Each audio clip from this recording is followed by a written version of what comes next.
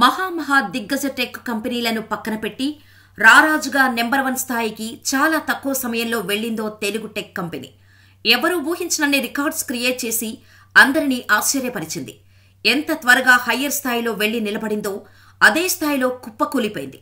ఓ చిన్న తప్పు, ఆ తప్పును కప్పిపుచ్చుకోవటానికి మరో తప్పు, ఇలా తప్పు మీద తప్పు చేస్తూ చివరికి ఆస్తులు అమ్ముకునే స్థితికి వచ్చేసింది.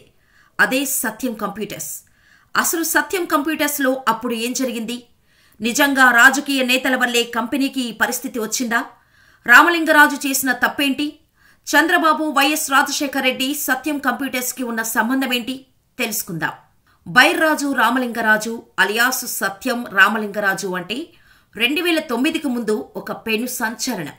1987లో హైదరాబాదులోని ఓ చిన్న భవనంలో కేవలం 20 మంది ఉద్యోగులతో ప్రారంభమైన కంపెనీ 2008 నాటికి ఏటా 12,000 కోట్ల రూపాయల రెవెన్యూ సంపాదించే స్థాయికి ఎదిగింది. ఆ 20 మంది ఉద్యోగులు కాస్త 52,000 మంది అయ్యారు. దాంతో దేశంలోని టాప్ 5 కంపెనీల్లో సత్యం కంప్యూటర్స్ చోటు సంపాదించింది. ప్రపంచవ్యాప్తంగా అప్పట్లో ఫార్చ్యూన్ 500 కంపెనీల్లో 187 స్థానాన్ని చేజిక్కించుకుంది. కేవలం 10 రూపాయలకే స్టాక్ మార్కెట్లో లిస్ట్ అయిన కంపెనీ షేర్ ధర ఏకంగా 544 రూపాయలకు పెరిగేలా ఎదిగింది.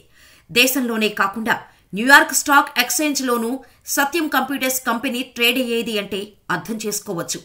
సత్యం కంపెనీ ఎంత సంచలనం సృష్టించిందో. ఆ కంపెనీలో ఉద్యోగం వస్తే చాలు, ప్రభుత్వ ఉద్యోగంతో సమానమని అనుకునే అంతలా అప్పటి యువతకు రామలింగరాజు ఎంతో ఆదర్శంగా కనిపించేవారు.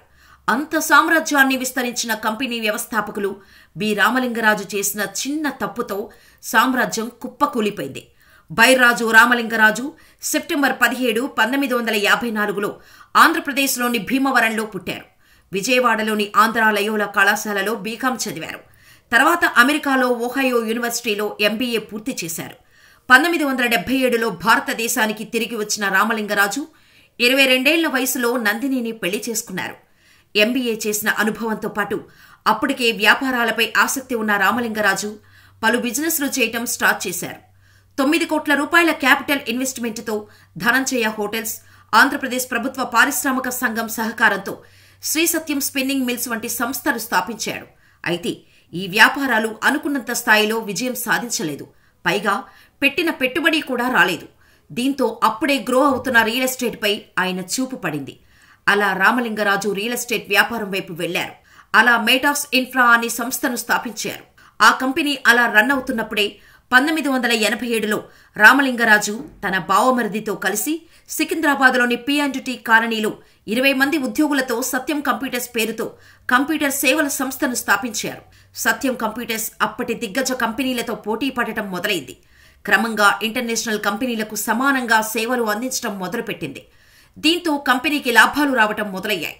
అంతేకాకుండా విదేశాలలో సైతం మంచి పేరు తెచ్చుకుంది. సత్యం కంప్యూటర్స్ కంపెనీ అలా కంపెనీ స్టార్ట్ చేసిన 4 ఏళ్లలోనే అంటే 1991లో సత్యం కంప్యూటర్స్ జాన్ డీర్ అనే ఫార్చ్యూన్ 500 సంస్థ నుంచి పెద్ద ప్రాజెక్టు దక్కించుకుంది. ఆ ప్రాజెక్టు సత్యం కంప్యూటర్స్ కి మరింత మంచి పేరు తీసుకువచ్చింది. చాలా తక్కువ ధరకే స్టాండర్డ్స్ తో సాఫ్ట్వేర్ సేవలు అందించడంతో అమెరికా వంటి దిగ్గజ దేశాలలో సత్యం కంప్యూటర్స్ కు క్రేజ్ పెరిగింది. అలా అమెరికాకు చెందిన చాలా కంపెనీలు సత్యం సేవలు వినియోగించుకోవడం స్టార్ట్ చేశారు. దీంతో 1992లో ఈ సంస్థ స్టాక్ మార్కెట్లోకి ఎంటర్ అయింది. 1991-92లో సత్యం కంప్యూటర్స్ BSEలో లిస్ట్ అయింది. అనంతరం 2001లో న్యూయార్క్ స్టాక్ ఎక్స్చేంజ్లో లిస్ట్ అయింది. సత్యం కంప్యూటర్స్ భారతదేశంలో అత్యంత వేగంగా అభివృద్ధి చెందుతున్న సంస్థలలో ఒకటిగా పేరు తెచ్చుకుంది. అందుకు సత్యం కంప్యూటర్స్ అధినేత రామలింగరాజుకి అనేక అవార్డులు అందుకున్నారు. అంతేకాకుండా ఈ కంపెనీ షేర్ వాల్యూ చాలా త్వరగా పెరిగిపోయింది. ఎంతలా అంటే కేవలం 10 రూపాయలకే స్టాక్ మార్కెట్లో లిస్ట్ అయిన సత్యం కంపెనీ షేర్ ధర ఏకంగా 544 రూపాయలకు పెరిగిపోయింది. హైదరాబాద్లో పుట్టిన కంపెనీ ప్రపంచవ్యాప్తంగా పేరు సంపాదించడంతో అప్పటి ప్రభుత్వం సత్యం కంప్యూటర్స్ కి అన్ని రకాలుగా ప్రోత్సహించడం మొదలుపెట్టింది. అలా 2006 వచ్చేసరికి సత్యం కంప్యూటర్స్ టర్నోవర్ 100 కోట్లను క్రాస్ చేసింది. ఈ మార్కును చూసిన సెంట్రల్ గవర్నమెంట్ 2007లో బెస్ట్ ఎంటర్‌ప్రెన్యూర్ గా రామలింగరాజుకి అవార్డును కూడా ఇచ్చింది. ఊహించని దానికంటే ఎక్కువ లాభాలతో మంచి సక్సెస్ఫుల్ గా ఫుల్ స్వింగ్ లో లాభాలతో దూసుకెళ్లిపోతోంది సత్యం కంప్యూటర్స్. అయితే ఈ రంగం కంటే రియల్ ఎస్టేట్ టాప్ లో ఉంది. దీంతో రామలింగరాజు దృష్టి రియల్ ఎస్టేట్ వైపు మళ్లింది. హైదరాబాద్లో రియల్ ఎస్టేట్ రేట్లు వేగంగా పెరుగుతున్నాయి కాబట్టి హైదరాబాదుతో పాటు దాని చుట్టుపక్కల ప్రాంతాలలో భూములను కొనడం స్టార్ట్ చేశాడు. ఆయనకు వచ్చిన లాభాలను ఆయన వేరే చోట ఇన్వెస్ట్ చేస్తే తప్పేంటి అన్న డౌట్ వచ్చింది కదా. ఒక్కసారి ఏదైనా కంపెనీ స్టాక్ ఎక్స్చేంజ్ లో లిస్ట్ అయితే ఆ కంపెనీకి వచ్చే లాభాలు షేర్ హోల్డర్స్ కి, బోర్డు మెంబర్స్ కి కూడా వాటా ఉంటుంది. కానీ రామలింగరాజు సత్యం కంప్యూటర్స్ లో వచ్చిన లాభాలను బోర్డు మెంబర్స్ అనుమతి లేకుండా ఖర్చు చేయటం స్టార్ట్ చేశారు. ఇంతకు ముందే స్థాపించిన మైటాస్ ఇన్ఫ్రా, మైటాస్ ప్రాపర్టీస్ పేరుతో తన కుటుంబ సభ్యుల పేరిట, తన పేరిట ఆస్తులు కొనడం ప్రారంభించాడు. ఈ ఆస్తులని సత్యం కంప్యూటర్స్ లో వచ్చిన లాభాలతో కొనటం స్టార్ట్ చేశారు. రామలింగరాజు ఇలా కంపెనీ లాభాలను దారి మళ్లిస్తున్నట్టు అప్పటి బోర్డు అయితే ఆస్తులు కొనటానికి కంపెనీలోని లాభాలు సరిపోలేదు. దీంతో కంపెనీలో ఆయనకు ఉన్న 23% వాటాను అమ్మటం మొదలుపెట్టారు. అయితే తన షేర్స్ అమ్మటం కోసం కంపెనీకి ఎక్కువ లాభాలు వస్తున్నట్టు చూపించడం మొదలుపెట్టారు. దీనికోసం ఫేక్ ఇన్వాయిస్లు క్రియేట్ చేశారు. అలా కంపెనీ వాల్యూ ఉన్నదానికంటే ఎక్కువ చూపించాడు. దీంతో సత్యం కంపెనీ షేర్స్ కొనటానికి ఇన్వెస్టర్స్ ఎగబడ్డారు. 2001లో 23% ఉన్న రామలింగరాజు వాటా కాస్త 2008 వచ్చేసరికి 8% వచ్చేసింది.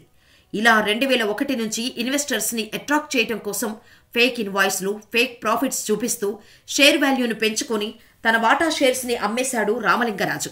అంతేకాకుండా 2004లో హైదరాబాద్లో మెట్రో స్టార్ట్ చేయడం కోసం టెండర్లు పిలిచింది.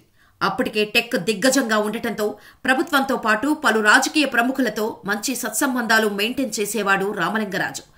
అలా తన కంపెనీ అయిన మైటాస్ ఇన్ఫ్రాకు మెట్రో టెండర్స్ దాదాపు ఖాయమయ్యేలా చేసుకున్నాడు. దీనివల్ల మెట్రో లైన్ ఎక్కడెక్కడికి వస్తుందో ముందుగానే తెలుసుకోగలిగాడు సత్యం. కానీ మైటాస్కు మెట్రో వంటి భారీ నిర్మాణం చేపట్టేంత అనుభవం, నగదు ఆ కంపెనీకి లేదని లాస్ట్ మినిట్లో ఆ ప్రాజెక్టు చేజారిపోయింది. అలా ఎల్ఎన్టీకి వెళ్లింది మెట్రో ప్రాజెక్ట్. అయితే అప్పటికే మెట్రో ఎక్కడెక్కడ వస్తుందో తెలుసుకున్న రామలింగరాజు మెట్రో ప్రారంభమైతే ఆ భూముల ధరలు పెరుగుతాయని గెస్ చేశాడు. అలా ప్రతిపాదిత మెట్రో మార్గం సమీపంలో భూములు కొనడం ప్రారంభించాడు. ఇందుకోసం కంపెనీ అప్పులు తక్కువగా, బ్యాంకు బ్యాలెన్స్ ఎక్కువగా చూపించడం స్టార్ట్ చేశాడు. Assets, fixed deposits, clients bills ఇలా అన్నిటిలోనూ తప్పుడు లెక్కలు చూపించాడు రామలింగరాజు. ఆఖరికి ఫోర్జరీలు కూడా చేశారు. ఇలా తప్పుడు మార్గంలో మొత్తం 7,500 కోట్ల రూపాయల తప్పుడు లెక్కలను చూపించి ఇన్వెస్టర్స్ ని చాలా ఈజీగా మోసం చేశాడు. అంతకు కొన్ని నెలల ముందు సత్యం కంపెనీ పటిష్టంగా ఉందని మదుపరులను ఆకర్షించటానికి గత అక్టోబర్లో ఊహించిన దానికంటే మెరుగైన ఫలితాలను సాధించి విశ్లేషకులను ఆశ్చర్యపరిచారు. ప్రపంచ స్థూల ఆర్థిక వ్యవస్థ ఇంతలా పడిపోతున్నా సత్యం కంపెనీ భారీ లాభాల్లో ఉంది అని రాజు అన్నారు. అప్పటికే కొంతకాలంగా మెటాస్ ఇన్ఫ్రాలో వాటాను పెంచుకునే ప్రయత్నాలు చేస్తున్నట్టు చెప్పారు. దాంతోపాటు మెటాస్ ప్రాపర్టీస్ ని కొనుగోలు చేయనున్నట్టు ప్రకటించారు. కంపెనీకి అన్ని లాభాలు వస్తున్నప్పుడు మెటాస్లో వాటాలు కొనుగోలు చేయొచ్చు కదా అనే ప్రశ్నలు మదుపర్లలో ఎక్కువయ్యాయి. అయితే 2008లో మాంద్యం కారణంగా రియల్ ఎస్టేట్ డల్ అయింది. ఆస్తులను అమ్మి తప్పుడు లెక్కలను సరిచేయాలని అనుకున్నాడు. అందుకు మేటాస్ ఇన్ఫ్రా, మేటాస్ ప్రాపర్టీస్లో సత్యం కంప్యూటర్స్ 51% వాటాను కొనుగోలు చేసేలా బోర్డు మీటింగ్లో ప్రపోజల్ పెట్టారు. అందుకు బోర్డు కూడా ఒప్పుకుంది. కానీ సత్యం ఇన్వెస్టర్లకు చెప్పకుండా ఈ డీల్ని ఓకే చేశారు. దీంతో సత్యం షేర్ వాల్యూ భారీగా పడిపోయింది. ఈ టైంలోనే ఒక యుఎస్ ఇన్వెస్టర్ సత్యంపై దావా వేశాడు.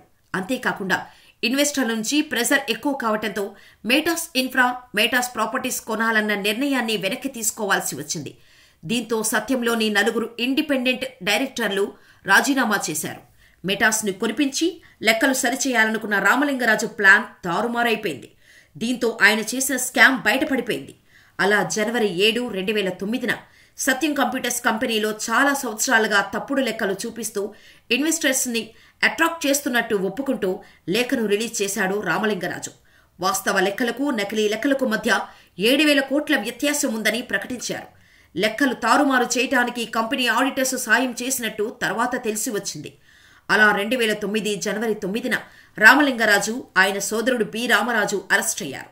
ఈ కుంభకోణం తర్వాత ప్రభుత్వం వెంటనే సత్యంలో కొత్త బోర్డు సభ్యులను నియమించి సత్యం కూలిపోకుండా కాపాడటానికి సన్నాహాలు ప్రారంభించింది. వీలైనంత త్వరగా కంపెనీని విక్రయించాలని ప్రభుత్వం ప్లాన్స్ రెడీ చేసుకుంది. చివరకు టెక్ మహీంద్రా సత్యంను కొనుగోలు చేసింది. 2009 ఏప్రిల్లో టెక్ మహీంద్రా సత్యంలో 51% వాటాను కొనుగోలు చేసింది. కంపెనీ పేరును మహీంద్రా సత్యంగా మార్చారు.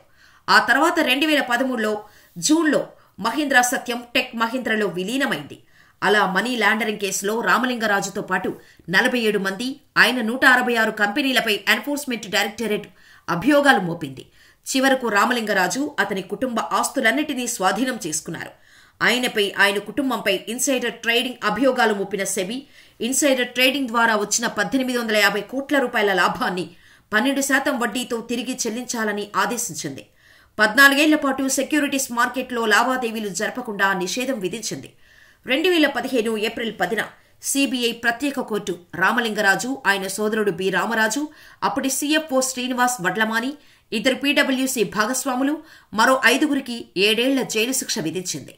వైఎస్ రాజశేఖర రెడ్డి అధికారంలో ఉన్న సమయంలో సత్యం స్కామ్ వెలుగులోకి వచ్చింది. ఆయన కంపెనీలో అవకతవకలు జరిగినట్టు ఆడిటింగులో గుర్తించారు. అందులో పెద్ద మోసం ఉందని, ఎన్నో బోగస్ కంపెనీలున్నాయనే ఆరోపణలు వచ్చాయి. దీంతో సత్యం రామలింగరాజుని అరెస్ట్ చేశారు. కొన్నాళ్ల పాటు సత్యం స్కామ్ స్టేట్ మొత్తాన్ని కుదిపేసింది. దీంతో పాటు చాలా కుంభకోణాలు ఆ సమయంలో వెలుగులోకి వచ్చాయి. అది సత్యం రామలింగరాజుకి, చంద్రబాబుకి సంబంధం ఉందని, రామలింగరాజు ఎదగడంలో చంద్రబాబు పాత్ర కీలకంగా ఉందనే ప్రచారం జరిగింది. ఆ కారణంగానే వారిని దెబ్బకొట్టేందుకు వైఎస్ఆర్ ఈ ప్లాన్ చేసినట్టు ప్రచారం జరిగింది. అంతేకాకుండా కాంగ్రెస్ పార్టీకి ఫండ్ ఇచ్చి ఉంటే వైఎస్ఆర్ ఈ స్కామ్ను బయటకు తీసుకువచ్చి ఉండేవాడు కాదని కూడా వార్తలు వచ్చాయి. మరోవైపు చంద్రబాబు తెర వెనుక ఇదంతా చేయించాడనే కామెంట్స్ కూడా ఉన్నాయి. ఏది ఏమైనప్పటికీ ఎక్కువ సంపాదించాలన్న అత్యాశే రామలింగరాజు పతనానికి దారితీసింది. చేసిన తప్పును కప్పిపుచ్చుకోవటానికి తప్పు మీద తప్పు చేస్తూ చివరికి అతనిని నమ్మిన వారి ముందు దోషిలా నిలబడ్డాడు.